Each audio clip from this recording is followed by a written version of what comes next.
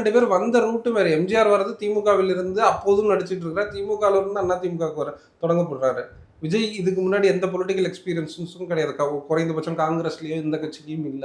வெளிப்படையா வரா 2 வருஷம் தான் கட்சிக்குள்ளால ஃபார்ம் ஆகுது. கட்சிக்குள்ளால அரசியல் அனுபவம் மிக்க ஆளுமைகள் யாருமே இல்ல. அந்த கட்சியில் அரசியல் ஒருத்தர் ஆதவர்ஜுனா இருக்கிறார். ஆதவர்ஜுனா வந்து ஒரு ஐடி விங்ல இருந்து வர்றாரு. அவ்வளவுதானே தவிர ஒரு பொலிட்டிக்கல் எக்ஸ்பீரியன்ஸ் பர்சன்ஸ் கிடையாது டிவிக்கில். அப்ப நான் அதனால தான் சொன்னேன், அதிமுக பிஜேபியோட கூட்டணி வச்சுட்டு இருக்கு. அதிமுகவில் இருக்கக்கூடிய ஒரு செக்யூலர் ஃபோர்ஸஸ் விஜயை நோக்கி போக வேண்டிய தேவை இருக்குது. ஏன்னா ஆர்எஸ்எஸ் மிக வெளிப்படையாக அதிமுக டிவிகே ஒரு செக்யூலர் அலையன்ஸை வந்து எஸ்டிபி இப்படி இந்த செக்யூலர் அலையன்ஸை உருவாக்க விடாம அதிமுகவை ஆர்எஸ்எஸ் தடுக்குது. இந்த வேலைகள் வெளிப்படையாக தெரியுது. அப்போ நம்ம கண்ணு முன்னாடி நமக்கு முன்னாடி ஒரு செக்யூலர் அலையன்ஸை உருவாக்க வேண்டியது இருக்கு. திமுக வாசஸ் இன்னொரு செக்யூலர் பார்ட்டி வர வேண்டிய தேவை இருக்கு. ஏன்னா திமுக வாசஸ் பிஜேபின்ற போகும்போது என்ன நடக்கும்னா தலித்துகளுக்கும் முஸ்லீம்களுக்கும் மேலும் நெருக்குதலுக்குள்ளாகுது. எந்த டிமாண்டும் வைக்க முடியாமல் போகுது.